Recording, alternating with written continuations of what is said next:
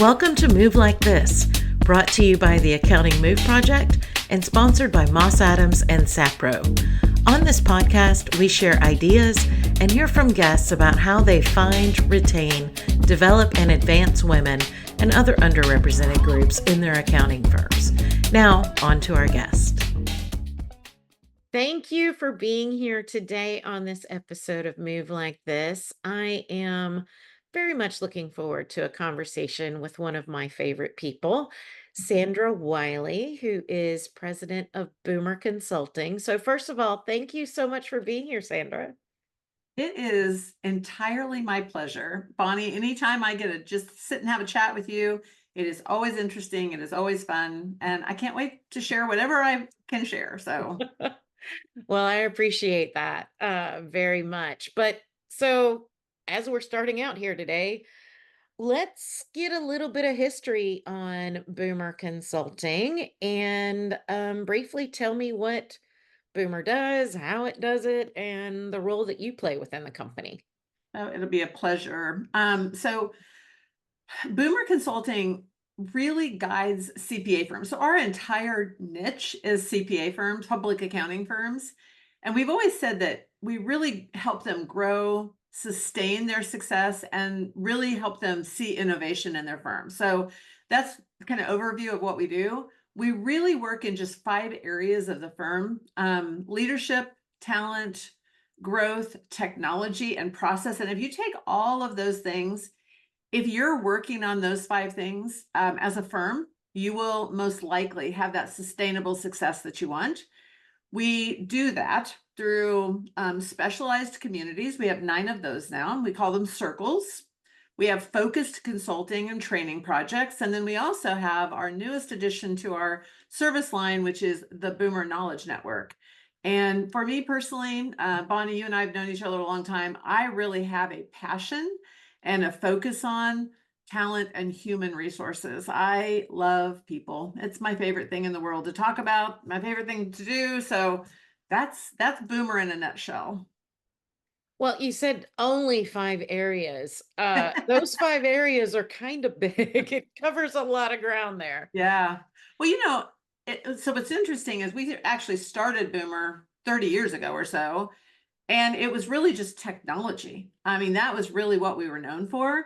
But over that 30 years, we really have expanded those services. So we've expanded consultants, we've expanded the expertise that we have, and we now have branched into all those other areas. And I know some people call them, and I would say they're probably right. They're the operational side of the business, right? Is the part that sometimes doesn't get a lot of focus because firms as a whole sometimes really focus on the technical side, tax and CAS and audit, which obviously no problem there. But the operational side, sometimes there's only one of each of those areas, right? As you well know, there's one in the growth area, or there's one in the marketing area, or there's one in the human resources area, and they feel kind of alone. Mhm. So the communities that we started building were to help them not feel so alone. So Yeah, I, in the past, having been a marketing person within a firm, talked about it as a, soul right brain person and a sea of left brains, which yeah, is often a challenging place to be. And I yeah. think that applies in a variety of areas, like you just mentioned. I completely agree. We just had our Boomer Summit last week where we had all of the circles that we have, the 9 circles, all came together for one kind of major meeting. And it was interesting throughout the entire thing. We heard people talk about just exactly that.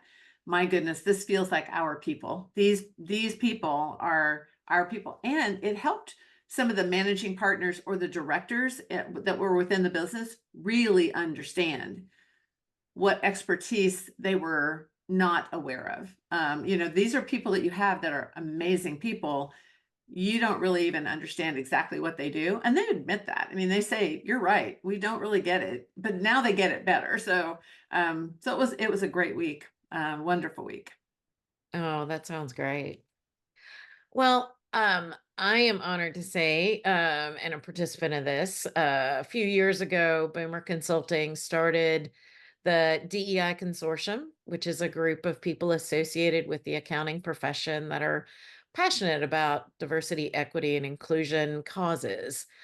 And it is not an outward facing group, but really a place where various consultants and firm members can talk about what they're seeing, brainstorm ideas, and support each other's work. You facilitate these biannual discussions, and we just had one a couple weeks ago. Yeah. And I would kind of like to know what led you to start this group, and can you share what DEI means to you and why you think it's important for firms? Oh, when you asked me about this and we were talking about it, I really had to sit back and do a little bit of deep thinking because I feel like myself and Boomer Consulting have always been really committed to building a world, a profession that is truly diverse and they have equity and there is inclusion. And our hope and our dream is that it becomes a norm. And Mm. so we've always talked about it, we've always thought about it, but as we watched the world ramp up in 2020, and I would say that the catalyst for me, and I believe most of the people at Boomer, was the George Floyd murder. That was a moment when we said, okay, we need to do more than just have it inside the walls of Boomer Consulting. We cannot just expect the world to change if we just talk about it ourselves. Individual little conversations or leadership meetings or whatever they were. We've got to do more than that. So one of the things, so we did a couple of things. One was an allyship committee internally. So at Boomer, we put together an allyship because that's what we said. We want to be allies to those people out there that don't have a voice or their voice isn't being heard. Mhm. The second thing we came across was, wouldn't it be awesome if we went out there and found these amazing people that also feel the same way we do and figure out how to collaboratively come together and figure something out for the profession, not just for us. So the DEI consortium was the next thing we decided on. And we decided that while the internal conversations were fun and important, it was just as important, or maybe even more important, to really pull the profession together. So the first thing we did was look at all the names out there. I mean, there is some really amazing people out there that are doing some really good work. Some that are in firms, some at the AICPA, some that are consultants, people like you who have the Move project. And we said, who can we pull together? So we did that and we launched in 2021. And we've had, I think, 8 meetings now altogether, Probably. which is really amazing. And it's grown, right? Some people have decided, I've got too much on my plate, so they've had to drop out or drop off for a little while. Others have asked to come on. They've heard about it. They said, oh, we'd love to be a part of that. So we've added them. And while I always knew that hanging out with this group of people that we came up with a list of, I knew that was going to be amazing. For me, there's been some unexpected outcomes. For me personally, mostly just growing as a human being by hearing the stories and the experiences of everyone in that group. And there are times when I wish that we were outwardly facing, because I think a lot of people would grow and learn and be amazed by what we talk about in those meetings. But we also said, I think just even this year, we said, what makes more sense is let's pull together, let's educate each other, let's tell each other stories, let's help each other. And then individually, we will go out to our organizations, to our firms, to our groups that we work with, and we will share with them. And then maybe that it's like a bomb that goes off, right? We'll say it here and then it'll blow up and go out to the rest of the world. And that's what has been happening, which I love. And I will say, for me personally, I grew up in a really small town right in the heart of Kansas, and it was an amazing growing up time. There, I would never change it for a world. I mean, it was small town living at its best. But for me, DEI and B, and I'll put the belonging on there too, is something that I've had to grow into, and I've changed. And when I look back at heck, even my 21 or 25-year-old self, I am not the same person that I was then. And I have had to grow and change. And one of the things that has helped me do that is this particular consortium, the people I have met in this profession, people like you, Jen Wilson. I mean, the list could go on and on and on, right? But one of the things I've started doing, and I would encourage this audience to do, is read. Um, I remember back in 2020, is when the dark ages of COVID, when that was going on, I did a lot of reading, more than I normally did. And there was a few books that I'll share with your audience today, and you can add to the list if you can think of any. But The Third Option by Miles McPherson, it was an amazing book to me. He's a pastor in San Diego, and he talked about racism. He's a Black man who started as a basketball player, became a minister. Now he's got a congregation that's huge, but he has had to navigate a lot of people that don't understand diversity. And so his book really helped me see what a Black man navigating through a white world looked like, because that's really the world he lived in. White Fragility by Robin DiAngelo. Hard book for me to get through. To be really honest, I mean, I'm being totally honest here. Hard book for me to get to. But I would read a while and then I would go, I need to sit on that for a little while. And then I'd go back to it, or I would discuss it with people I know and say, okay, this is really hard for me. And then I'd get a fresh perspective. So that was a really good one. I won't tell the audience it's an easy one, but it's a good one. Lean In by Sheryl Sandberg. One of my favorite books. I would also say, while I think she wrote it for women, I also think it could be for almost anyone. But I give it as a gift to any young woman that is graduating from college, and tell them, read that book, because it's pretty much life-changing. Everyone Communicates and Few Connect by John Maxwell. He talks about not just talking to people, but listening to people. And it was a book that helped me go, okay, I need to quiet down a little and just listen, just absorb. You don't have to know all the answers. You don't have to believe everything's being said, but it's nice to at least to really connect with people by honoring them and listening to them. And then the last one was kind of interesting. I've met this woman, Embracing Your Power by Marcia Clark, and it is specifically written for women. And it is, she is a woman who grew into a company, much like you and I did, Bonnie, where we stopped and looked around and said, I don't want to just be a participant in the company. I want to lead the company. And she talks about how she had to embrace her power, that she didn't feel that she was worthy of being that person who was growing into and leading a company. And you know what? I got to tell you, I'm sure that you see this all the time in the work that you do. The population, and I hope this isn't offensive to anybody out there, but the population outside of white men in this profession oftentimes do not feel their power, oftentimes do not embrace who they are and what they want. And that, I think, has been something that I have had to really put my arms around and really understand. And I hope that that is what comes out of all of this, the consortium. I hope we all learn, grow, get better, but we really feel worthy of being where we're at. So that's a lot. Sorry, I just kind of blah.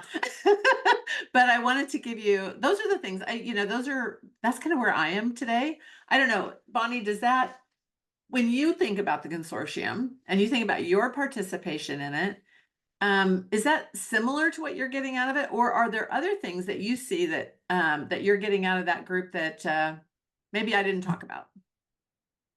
Well, from a I would say almost shallow perspective, I've gotten a lot of podcast guests from that consortium. Yeah. That's not shallow. No, Good well, business there. true. But what it's done is, I mean, we started this conversation before we hit record talking about just how busy we are and how many things were going on and how many lists we have and Yep. all of that. And so I feel like in some cases, I don't take the time that I should to just get to know other people in this area and to learn what they're doing. So it's a wonderful opportunity to connect to people and create relationships with those that feel similarly, that this is something that's important and it's worth taking a stand for and working toward a more equitable future. So Absolutely. that is huge for me. And it is interesting to hear what others are doing and how we might be able to work with each other or at a minimum support each other's work. And I will say that one of the things, and this wasn't our most recent meeting, but the one before, where you brought on your friends that was transgender. Yeah. And to hear that presentation and that deep, heartfelt, just discussion, yet with humor and recognition that not everybody is going to be comfortable with this, was really powerful to me. And in part because it's become so weaponized, Yeah. and I don't understand.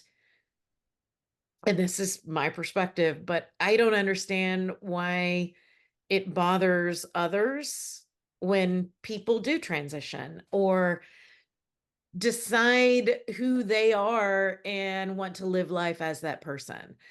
And so that to me, if I could take those 20 minutes and show it to everybody in the world, I would do it Yeah. because I thought it was just incredibly powerful. Thank you for bringing that up because so Brett Rose is the person that came on, and Brett is has been a friend of our family since Brett was Brianna back in third grade, right? So Brianna was one of my daughter's best friends. Her mother is my best friend. I grew up watching Brianna become a senior in high school and graduate, and then start really understanding who he was and coming out of college, started the transition process. I will tell you, I mean, I tell people this all the time. I've told Brett this. I'm not sure I totally understood it. When that first, I remember when my friend called me and said, Brett just called me. And at that time, she believes she's gay. And I went, awesome. I mean, I was like, cool. And she said, yeah, she said, I think she's really starting to find herself. Fast forward 2 or 3 months. Brett called me, or Brianna called me, and Brianna said, I don't think I'm gay. I believe that I'm a man. I believe that I am I'm somewhere else, right? So she said, and I said, okay, I'll be honest with you, don't understand it. I've never felt like that, so I don't know how to feel that. But if that is what Brett is at that time, then he changed. At that time, it was a he, changed his name to Brett. And I said, if that's what Brett is feeling, and if that is how Brett feels comfortable, I'm there. I'm in. I'll support, right? I don't understand it, but I'll support him. And then now fast forward another 4 or 5 years, and Brett was a minister. Brett is highly intelligent, has several master's degrees, now is a counselor to families and young people who are needing help, right? So he has changed. Now I will also say it's hard for me to say the they piece because Brett is they, not he or she, right? And I told Brett, it is hard for me to say that, not because I don't want to, not because I dishonor who they are. It doesn't roll off my tongue. Like, I think I'm old. I don't know. It is possible. I'm just old and I can't figure it out. But the reality is I want to support Brett any way I can because I believe with all of my heart that Brett is who they are. It's not a question of they are trying to make this big statement in the world, that they are trying to put themselves out there and, hey, look who I am, right? Kind of showing off. Not. It's just not. And so I am also very honored that Brett was able to share their story with more than just me. And you are absolutely right. Brett does it with kindness, with humor, with ask me. I mean, I remember they said, ask me anything you want. I'm there for you. And so I loved that session. That was informative. It was honest. It was from the heart. It was great. So I'm glad that everyone else felt the same way I did. I just think Brett is a special human being. So yeah, thank you. Yeah. And I want to uh, draw attention to something that you said that I think is powerful, in that you said, I don't understand it. Which I think there are lots of things out there that I don't understand, Yeah, and me I don't too. need to understand it. I'm never going Good to point. understand what it's like to be anything but a middle-aged white My woman, woman. Yeah. I can empathize, I can try to learn, but I'm never going to know what it's like. But to me, that's not the important part. It's like somebody is telling you something, and why not believe them? Why not have that be your first impulse rather than, I don't get it, so I'm not going to support it, you know? Yeah. Which I think is a powerful and sometimes difficult thing to do, because it does, in a way, change. Our mindset has to change.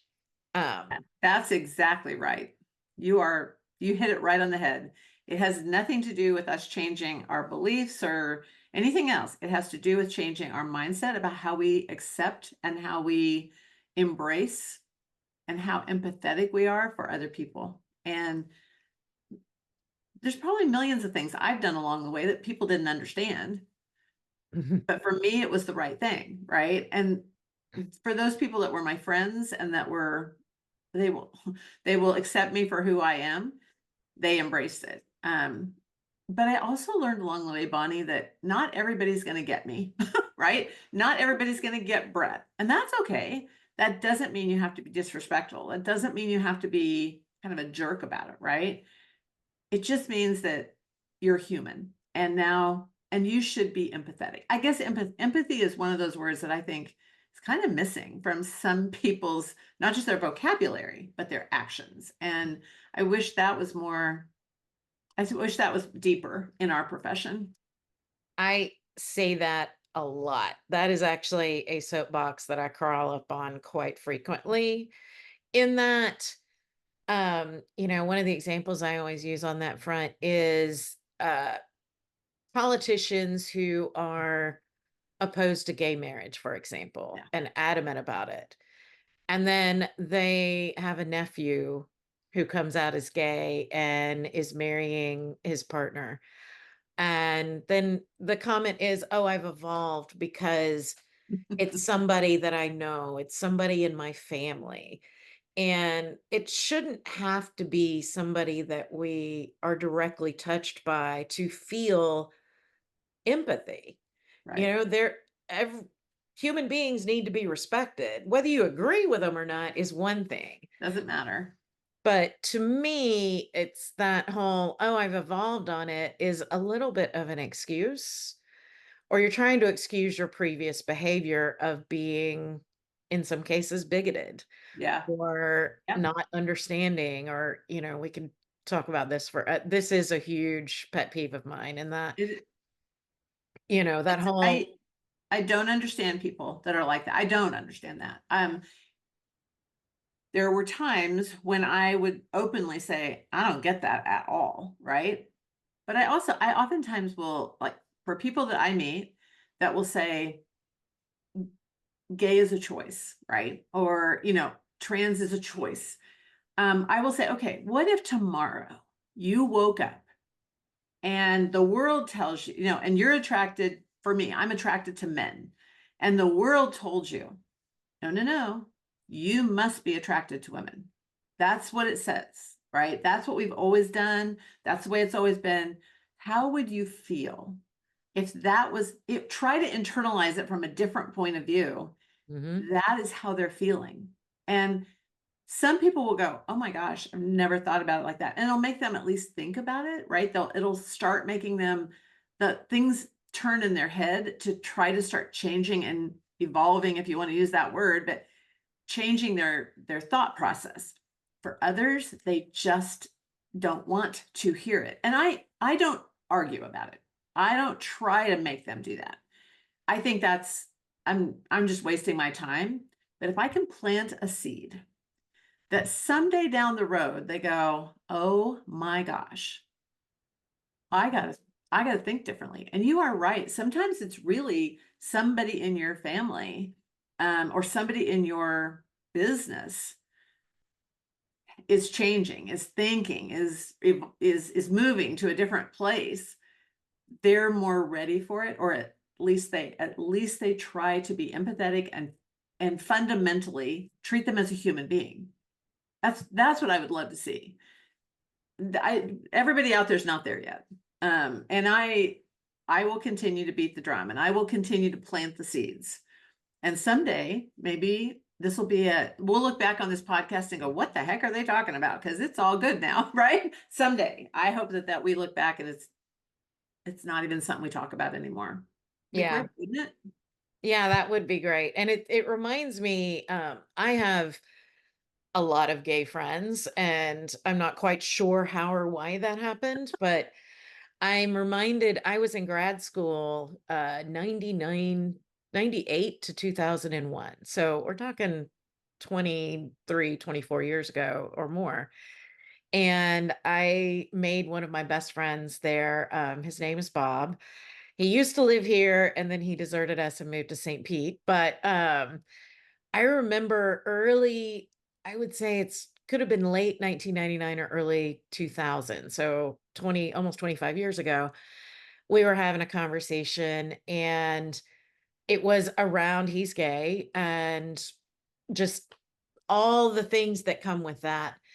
And he said to me, and I have repeated this to a lot of people, he's like, do you think I would choose this to be ostracized, to be wired in a way that I am attracted to people that society tells me I shouldn't be attracted to? The idea that arguably 10% of the population is out there making a choice like that is a little insane if you think about it. And that had a real impact on me. And it just made sense. It's like, why would I choose this? I mean, he also an accountant, Yep. and worked for some conservative companies and had to make some difficult decisions. And so I think you're right. I think we've seen a huge amount of progress, Yeah. but I still think there's a lot more that needs to come. I completely agree. And I will say the same thing. I have lots of friends with lots of diversity in my life. Gay is one of them. There's many, many others. Mhm. I will tell you, I mean, true confessions here on the podcast. I remember the day. I was 18 years old. I was a complete idiot. Remember that brains don't really get formed till you're 25. So this was my before being formed brain. I was 18, got married, moved off to Reno, Nevada from Kansas. My very first job that I had there was in a bank. And I was working with one of it was the area of the bank where they purchased everything. And so there was a purchasing agent there, nice guy. I loved him. We kept talking. And he said, well, I am the organist at the Methodist Church. And I said, really? I said, that's where we're thinking about going. And we start talking. And he goes, yeah. And my partner is also the choir director. And I went, your partner? And he goes, well, I'm gay. And the look on his face was kind of like, Sandra, what are you doing? And I said, oh, really? I said, and you're in church? Now, remember, this is the 18-year-old idiot, right? And he said, well, yeah. And then we had this conversation, and I remember the words that I said to him. If I could find him again, I would go up and hug him and say, I'm an idiot, sorry. But I remember saying, that's a sin. How come you're going to church? And he smiled, he laughed, and we had this long discussion. that was the moment that the seed was planted that it wasn't wrong, that it was normal, that he was normal. And I was the one that was bigoted, and I was the one that had the wrong impression. But that was his ability, thank goodness, to just not reach out and slap me was the time that I started changing. And then from then on, I had lots of friends, and along the way, I was like, okay, it was me who didn't evolve, who didn't get it. They were the ones that were trying to teach me. So I was the student and they were the teachers. And because of them, every one of them along the way, I can now be the teacher when we have our consortium or our allyship committee, or when I have a conversation with a client. So I'm grateful I'm kind of grateful for being the idiot that had to learn along the way. So, but there's no question that there was a time in my life that I did not feel this way. And I look back on that person, I think, oh, how sad that I didn't figure it out sooner. But, I'm glad I'm where I'm at today. So, Well, yeah, and we have to all be open to learning new things, and in many cases admitting we're wrong, and that's hard. That's not how we're wired. And we are not wired that way.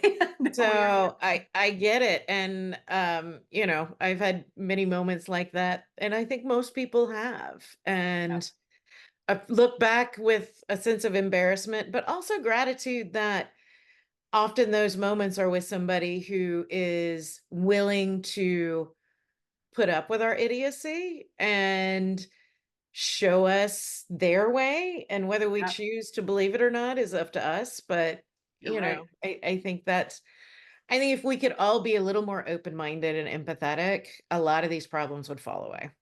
I agree. Absolutely. I agree. So, I have a few more questions for you. Okay. You and I could talk for hours, but obviously you and I see DEI as a human issue, not a political issue. Yep. But we are a couple weeks from a presidential election where this is being used quite frequently as a political issue. So when you're talking to firms, how do you navigate what could be a potential minefield around the idea of diversity, equity, and inclusion and its importance in the culture of firms? This is an interesting question. We talked a little bit about this at the consortium, right? But I believe it's such an interesting time in our history. Maybe for some sad. I find it interesting. It would be a great time in history for people to do a white paper or research, because why are people feeling so invested in the political landscape, and why are they so angry on both sides? I'm not going to pick a side. On both sides, people are just angry, and I think we've lost the ability to have civil discourse. When things feel unreachable, when they feel like we can't have the conversation, everybody just clams up, right? They're just silent, rather than having to just have a conversation. And I feel like we've lost that. And I wish we could find out a way to have civil discourse. Maybe that's a training program that we should have in some of our firms, is how do you have those conversations where truly you have differing beliefs on whatever the topic is, right? How do you have that conversation and then still go out to dinner together? I always like the stories about Ronald Reagan and Tip O'Neill, right? Completely different thought processes on what they believe, how they believe the country should be managed, right? And they would argue openly and loudly together. And then they would shake hands and go, let's go to dinner. And they'd go to dinner and they talk about their kids and their families. And I wish we could somehow get back to that. When I think about most firms and what they're doing, the firms that I'm working with, honestly, they're establishing clear policies and guidelines, like a code of conduct or social media policies that really try to break apart the politics from the right thing to do in diversity, equity, inclusion, and belonging. They're also providing some training on how to engage in constructive conversations around those sensitive topics that might include politics, but not necessarily. So they're I think they're really trying to break those two things apart. And they're really avoiding any kind of political endorsements or even political conversations in the office place, because they don't want to pick a side. They want you to decide. They want the employees to decide. Now, I have seen several firms that are encouraging voting. They're encouraging, they're giving you the space and the time and even the how to get your vote in. So I like that piece. At least they're trying. From a purely consultant's perspective, I don't talk about my personal views in the workplace. I do share my knowledge about diversity, equity, inclusion, and belonging. So I try to kind of break them apart. And I've had people last week when we were at our summit, I had people specifically say, "So who are you voting for?" Which I thought was super interesting. At an event where there's a bunch of accountants there and we're not even talking about politics. And I would just laugh and say, yeah, that's kind of between me and the polling booth. So and then I would just move on. I just think it sets you up. When they ask that question, if you say what they're going to vote for, everything's cool. If you say something that's different than what they're going to vote for, it causes animosity. And I just don't go there. But if you focus on your core values and your mission, and you focus on inclusive and neutral language, and if you focus on education and training around empathy and awareness, and if you really look at your core values, and within that, you have things that are about diversity and equity and belonging, focus on that, I think you win the conversation. I don't think you have to be political. Now, we all know this is a tough political season. This is hard. And man, depending on where you are in the country, you and I both travel all over the place, right? If I'm in certain parts of the country, you see the signs up, you see what they're talking about, politically how that area of the country is kind of leaning. Mm-hmm. And you go to another part and it is completely the opposite. And I think it's going to be a tough year. I mean, the next few months are going to be tough, and firms have really got to be super sensitive to what people are talking about and really help them navigate that. Okay, that is a personal decision. Take that outside the firm. That is within our core values. And this is how we navigate that. And I think if they try to keep the two kind of separate, I think they'll have a better outcome. But I don't know. What are you seeing, Bonnie? Is there anything different that you're seeing, or?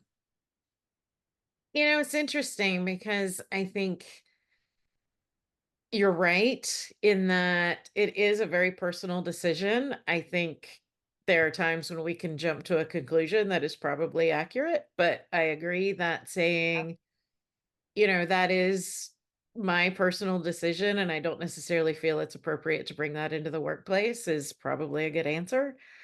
It is interesting also. I am in Georgia. Yeah. I am in Atlanta. We are, it's very weird to suddenly be a swing state because until 2016 we weren't. And now we're not only a swing state, but we're the state that is, suing Donald Trump and various other things going on. And so it's Stacey Abrams literally lives down the street. So it's fascinating in a way. Yeah, she was my state representative before she ran for governor. Okay. So I run into her in the coffee shop here and there. So it is a interesting place to be. And I think we just try to keep it civil and also, to the best of our ability, respect the outcome of the election, whether it goes the way we want it to or the way we don't want it to. That this is part of what makes this country great. And to be like, okay, that one we didn't win, we're going to have to work harder for the next one, or whatever that is. Yeah. But yeah, I think it's challenging because I think a lot of times the ideas that I work to support with the Accounting Move Project and other work that I do are turned into political issues when I think in the end, they're really not political. They're human issues and they're matters Right. of respect. So, The other thing I will at least throw out there is when I hear people talking about politics and I hear people talking about what they believe, what they don't believe, the thing that I find really fascinating and the thing that I think 90% of the population believes from a social standpoint, they believe in equality. They believe in anybody should be able to marry anybody they want to. They believe in women's reproductive rights. They believe, I mean, go down the list, right? They believe that. But they also believe that there should be fiscal responsibility. And just spending as much money as this country's spending right now, that is a problem, right? So they kind of land in the middle. And what most people will say is, at least my friends, they're like, I don't have anybody to vote for because I can't find everything I want in one candidate. And there really isn't anybody like that, right? Because there's, you go after the population that you want to make feel for you and vote for you. And I just think that is super interesting. I keep wondering if this is not the time in history when a third party candidate could bubble to the top at some point and everybody go, okay, that is what I've been looking for, right? Ed Kless talks about being a libertarian a lot. Just anything you read about him, he's openly libertarian. And that is how he feels about things. I oftentimes go, that's where I'm leaning, but there is no candidate, right, that does that. So then you just have to go, okay, so then you have to sit back and just look at the whole picture and go, which one gives me the most of what I want, right? And then you vote that way. But I do wonder sometimes if this isn't getting closer to another party, somebody who, well, I just read a story about John F. Kennedy. And I looked at his platform that he ran on. And I mean, honestly, it is so middle of the road, it's not even funny. It is not as far either way as what we see today. And so it's super interesting to go back in history and look at some of that. It's going to be hard, though, to change. We're a society of very strong-minded people like us. So yeah. I also think there's never been a perfect candidate for true. anybody. Every election is, you pick the one that you agree with the most on the things that are most important to you. Yep. And I've had plenty of friends that are, you just talked about socially liberal, fiscally conservative. Yeah. So how do you land, Yeah. which one do you think is more important? And that's the way you're going to vote. But I'm with you. I think a third party would be interesting. Be interesting. So, all right. So you mentioned Jen Wilson before, who is somebody that we have both known for quite a while. And I had her on the podcast a couple months ago, and she was talking about the pipeline project, of course. And the talent shortage seems to come up in every single episode. And this time I'm bringing it up, but what are you seeing in your work with firms? And are there firms that are successfully overcoming this shortage by implementing particular strategies? Yeah, so the struggle's real, no question. We know that Jen is, all into the pipeline project, and she's seeing the same things that we are. What I love about what she's doing is she's really taking a look at it from a how do we solve it, not just what the problems are. So the firms that I feel like are doing a pretty good job of combating against that against the talent war. One thing they're doing, which goes with the rest of the conversation we've been having today, is they're doubling down on finding a more diverse population. They're finding that they weren't advertising or they weren't going to the right schools to find people. They didn't have a firm that looked like what other people wanted to go to. So they're changing their policies, they're changing their communication. So I think that is one thing that is really helping those really good firms out there. Obviously, outsourcing. We had in our managing partner group recently, I had everybody raise their hand if they were outsourcing. Every hand went up. So outsourcing is a norm right now. Being able to find new positions in the firm that will help us, again, look at a bigger swath of people that we need to look at. So wealth managers, human resources, consultants, project managers, process managers. I like that. I think that the firms that are doing stay interviews and really listening to what their population of employees, particularly their shooting stars, right? What do they love about what the firm is doing and what do they wish was different?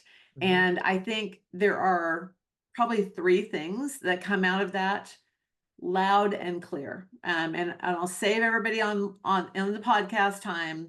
Here's the three things that your people are going to tell you that they wish were different in your firm. They wish that the quadrant 3 people, the people that are bringing in a ton of revenue, but they're nasty people to work with and nobody wants to be around them, and we keep them anyway, they need them to be gone. They don't want to work in an environment where there's yucky, terrible people. So letting people go that shouldn't be there anymore. That means partners too, by the way. A mentoring program that truly helps get them out in front of the client sooner is huge. That is the second thing they have to see. And the third thing is get rid of some hours. If you really want to know how to keep your people, figure out how to work less, but make more money. It sounds stupid. I mean, we all know that's what we're supposed to do as a business, right?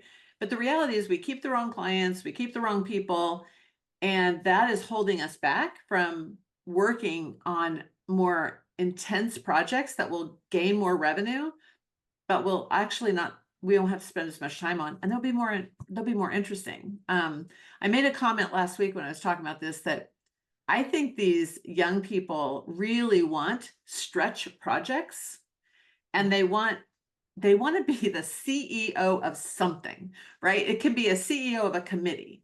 They want to be responsible and have the authority to run the committee. They want the experience. They want to be able to really take hold of a client and make them theirs. That's what they want. It's not really hard, but I think if I was looking for the talent war and how to solve it, those are some things I would do. Yeah. Actually, our research has shown that in a lot of cases, the younger generation, people that are younger than us, so, maybe younger millennials and Gen Z, you're right. They do want an opportunity to prove what they can do. Yes. And if they are great at it, then they want to be able to do more of it and be recognized for that. If they're not, then they've learned, and here's an opportunity for them to continue to learn so that eventually they can step into that higher role. And that doesn't mean that you have to promote them from associate to director overnight. But it does mean we kind of have to rethink how work is done. And I agree with you. The firms that are like, by God, this is how we've always done it, Yeah. and this is how we're going to continue doing it, is just not going to work. Not going to work. Nope. Yeah. Well, I have just a couple more things for you real quick. Okay. What would be your top piece of advice for firms in the latter part of 2024? I think creating a vision for your firm of the future that truly shows everyone in your firm, this is where we're going. We're not there yet, but this is what we want to look like, and this is how you're going to help us get there. I think that is essential. The stay interviews I've already talked about, and then I am begging firms, do not let go of your DEI and B initiatives. There are a lot of big companies out there that are doing that, and it is a mistake. And keep that initiative going because it should become part of your core values. So those are the three things that I think have to be done in order for firms to thrive. I think that's excellent advice. Now I'm going to close with my 3 fun questions because, Okay. as I said, they entertain me more than, it may no one else may be entertained, but I enjoy it. So, when you were young, 5 years old or somewhere young, tiny Sandra growing up in Kansas, Yep. what did you wanna be when you grew up? A teacher. And I wanted to teach little kids. I've always really been drawn to young children. And so I wanted to be a kindergarten teacher. That was what I thought I would be someday. So I understand that. I think that's one of the things that a lot of us wanna be, because that's the kind of grown-up job that we are exposed to the most when we're that age. yep. Um, we mentioned how we both do tend to travel quite a bit for work, but if you could travel anywhere for free, you don't have to worry about time off, none of that stuff. Where would you go and why? You gave me this question ahead of time, and this was the only one that I had to like go, I don't know. But I finally came to the conclusion that actually it'd be 3 places, and I have, 3 children, and I have 7 grandchildren now, and so for me, I would travel to Weatherford, Texas, Colorado Springs, and Andover, England, because those are the places where my people are, and that's where I mean, those are my favorite places to go. So that's what I would say, that's where I would travel to. Oh, I think that's lovely. And finally, if you could have one superpower, what would it be? I This is an easy one because I get this question sometimes, like in our team meetings and stuff. Teleportation. I would want to be able to be sitting here talking to you and then go, you know what? We should go to lunch after this. And I would just be there and we could go to lunch. And then I would boom back to my office. And then so I would never have to get back on a plane again. I would love that. So teleportation, if they can ever make that happen, I'm there. I like it. That is actually a common answer, and particularly among people that live in cities, because it would mean we Good don't have to point. sit in traffic anymore. Get out of the traffic and you don't have to drive for thousands of hours. So, yes, that's a good one. I do still have to say my favorite one so far, I think, was from Angie Grissom, who is also a friend of both of ours, and she wanted the power to heal, which I Oh, think is just oh, that's so amazing, great. right? Yes. Oh, I love that one. So, I appreciate you being here. We obviously could talk all day long, and I know your time is valuable. So, the fact that you gave me an hour of it, I take as an honor, and really look forward to continuing to have this conversation wherever it is. Thank you so much, Bonnie. Have a wonderful day. Thanks. You too. Thank you for listening to Move Like This, brought to you by the Accounting Move Project and sponsored by Moss Adams and Sapro. If you'd like to learn more, visit our website at accountingmoveproject.com. Don't forget to subscribe and share with your friends and colleagues too. I'm your host, Bonnie Buell-Russick, and until next time, keep moving forward.